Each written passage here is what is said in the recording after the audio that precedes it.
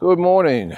Welcome to Walking Boxing. It is Friday, June the 20th, 2025, and an absolutely glorious morning this morning here in the Macedon Ranges. Yes, it's a little bit chilly, but you can probably see the sun's out. I'm going to turn that there. Look at that. Down Honor Avenue there. Absolutely beautiful.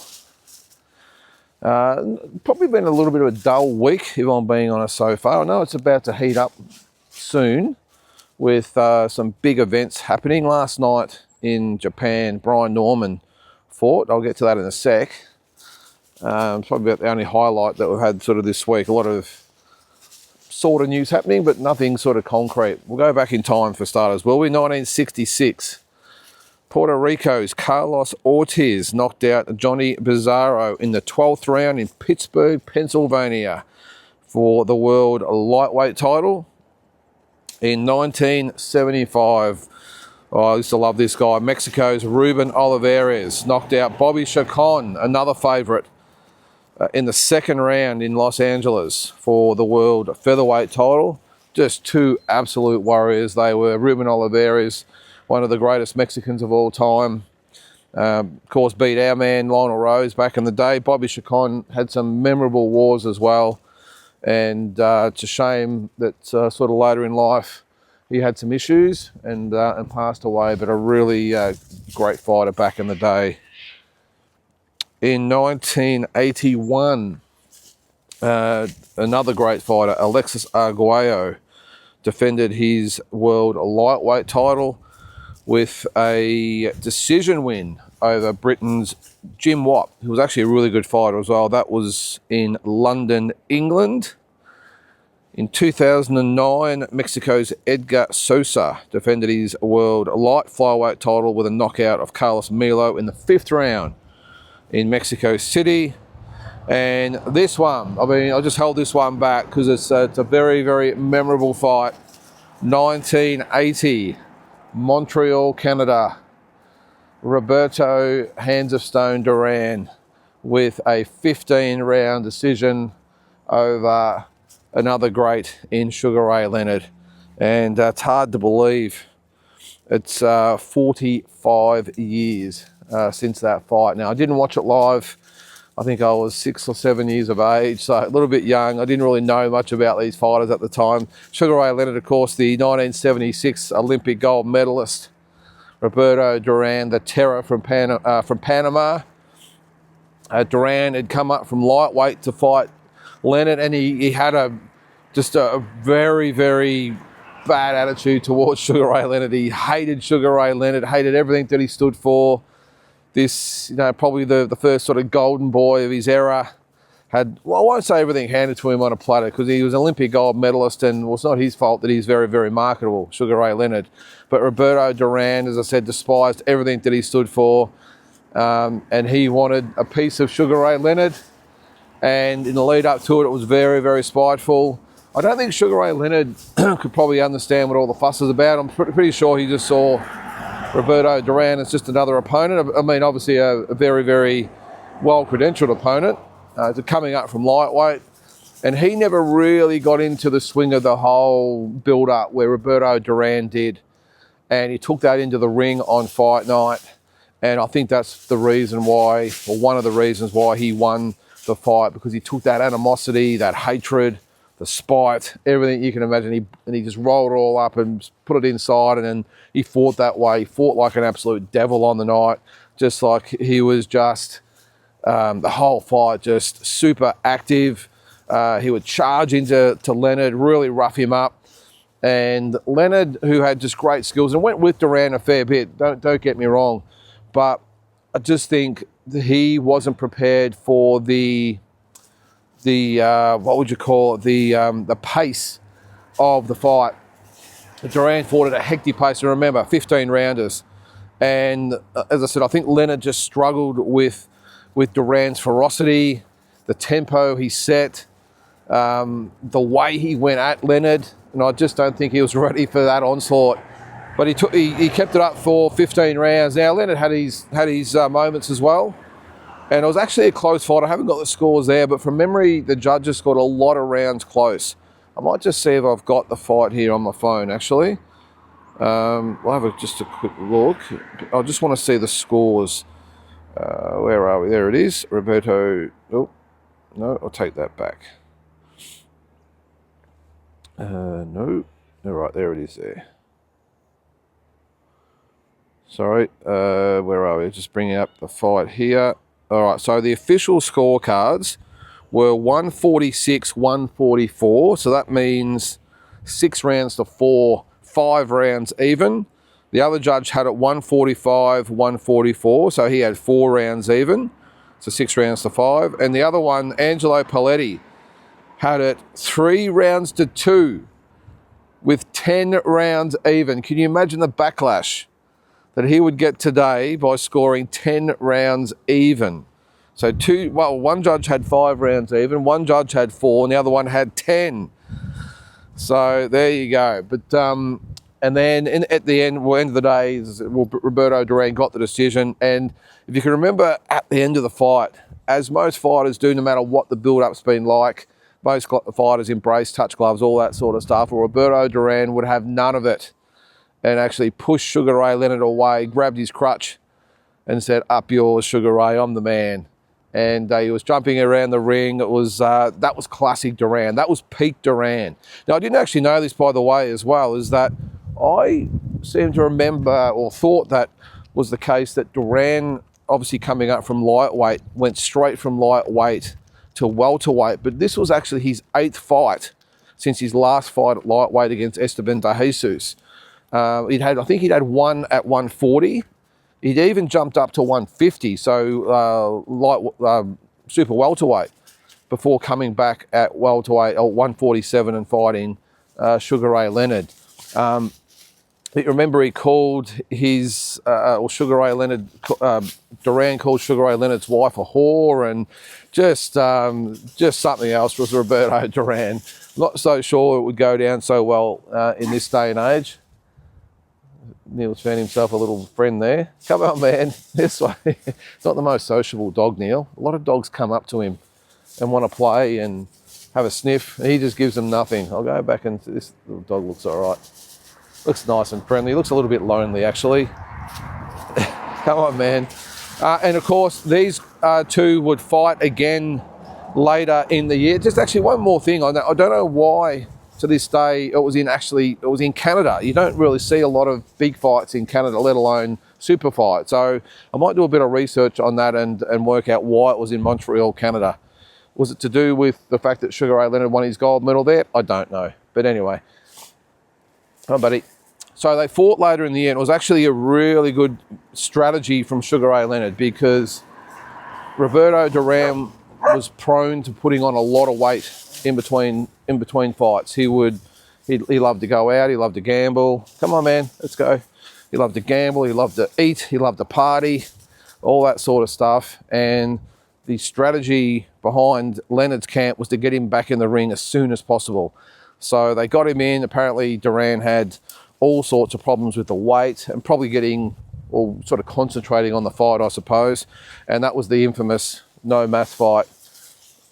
This dog's crazy. And I'm sure we all remember the fight. And Leonard, he turned up switched on this time. He became the Sugar Ray Leonard that we all sort of thought we knew, and would obviously win some big fights down the track. And Duran didn't like being humiliated. You could probably, looking at the fight, I only watched it recently, you sort of get the feeling that Leonard turned up in peak condition mentally and physically, and Duran turned up probably about 70% with both. He obviously wasn't ready physically, but also not ready mentally. We didn't see the same Duran. We didn't see him fired up. We didn't see the attitude. We didn't see anything. And it was just Leonard dominating. And as we all know, in the 8th round, Duran waved it off and said, "No mas, no more." And it was waved off. And it was amazing. Well, what's even more amazing is that Duran came back from that and still became one of the greatest fighters of all time. These days, he would be sort of labelled a coward. And I think at the time he sort of was. He was very ostracised by a lot of people, including his own country. But they all loved him, and he came back, and got back in the good graces with a couple of wins, most notably the win over Davey Moore for the WBA 154-pound title, and went on, of course, to fight Hagler and Hearns, and Iran Barkley to win that WBC middleweight title in 1989. And in between all that, he had some losses as well, Duran, but just one of those most lovable type of fighters you'll ever see, and most respected and loved. And even after that second Leonard fight, still one of the most revered fighters of all time. And they actually fought a third time in, 1989 as well, after Leonard come back. I think he hadn't fought since the Londo the year before in 88. Duran was coming off the Barkley fight, and it was just a fizzer at the end, wasn't it? I think it might have been the first fight ever actually at the Mirage, or second fight, was it? No, it would have been the first fight at the Mirage in Las Vegas. It was a lackluster fight, and Leonard won on points. I remember in between rounds, I can't remember what month it was, but it must have been late in 89, because I remember Leonard, actually definitely Leonard, I'm not so sure Duran, in between rounds had blankets put around them. So in Las Vegas, where we all think it's hot all the time, no, it must have been freezing, because Leonard had the blanket on in between rounds. So, but that was a trilogy. I talked about this the other day, of course, of who was the best out of the big four: Leonard, Duran, Hearns and Hagler. So I can't remember what that day was, but I had Leonard as number 1, Hagler 2. I think I had Duran 3 and Hearns 4, but either way. But one of the most spiteful rivalries of all time. And just speaking of rivalries, I think I was going over it the other day, what are the biggest rivalries in boxing? Now, I actually had a few written down the other day. I don't know, I was just must have been bored watching TV or something. And there's probably a few. I'm going to read out a few. Now, this is not the be-all and end-all of rivalries. I know you'll probably come up with a lot of different ones, but there's probably 3 different groups here. The one is the ones that were legitimate rivalries and measured up. The other ones were, they were the lesser light type of rivalries, but maybe didn't measure up as far as the action goes. And then there was one here, Canelo and Triple G is probably one that didn't really measure up in the ring, was it? But just check a few of these out anyway and let us know what you think. I would think that Ali Fraser would be probably the biggest rivalry in boxing. No, sorry, this is one based on actual rivalries, and then there's the ones that measured up more in the ring. So I'm probably thinking Gaddy and Ward, even though not massive rivals as far as being spiteful, but the in-ring rivalry was probably the best. So, but anyway, I think probably inside and outside the ring, Ali Fraser was one. Eubank Ben's probably got to be the other one.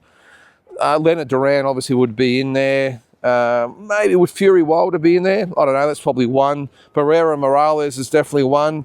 This is one that doesn't get talked about too much, although I tend to talk about it every now and then. Vinny Pazienza, Greg Haugen, very, very spiteful rivalry.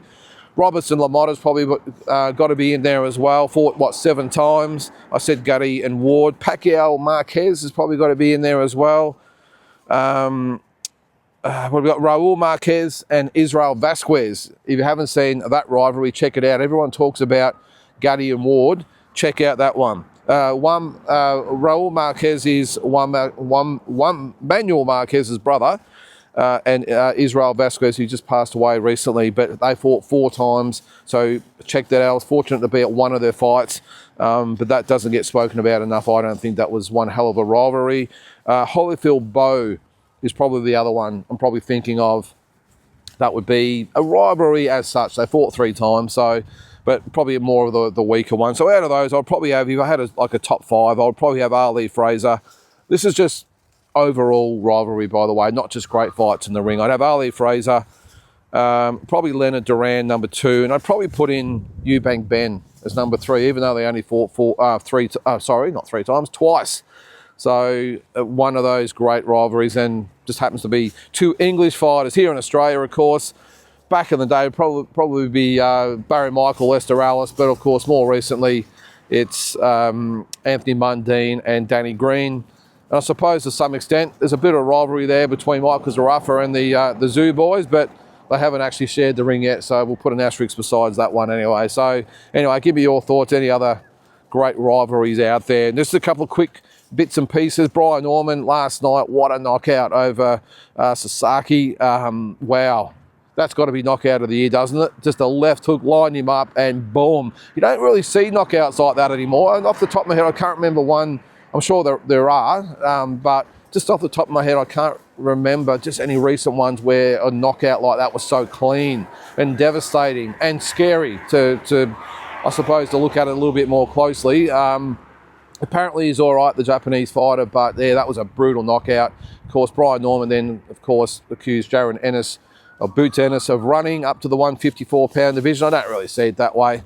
I just see that Boots Ennis has outgrown the division. He has officially relinquished the WBA and IBF belts, by the way, Boots Ennis, which means he will be officially a 154-pounder in his next fight. And geez, there's some great fights for him to get his teeth into at 154. One of those fighters might be someone like a Bakram Murtazaliev.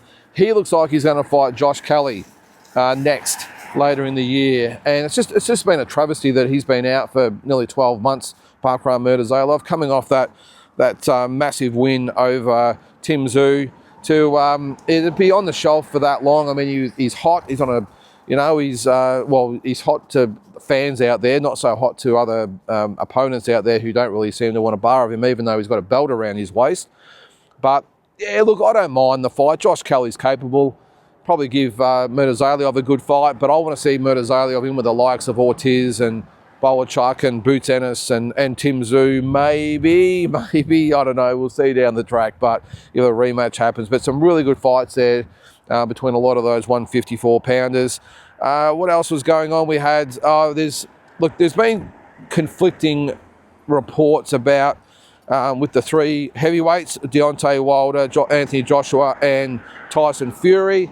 Joshua was reported that Tyson Fury is in the midst of training and about to announce a comeback, and it will be against Anthony Joshua, although Anthony Joshua has now said that, not Anthony Joshua.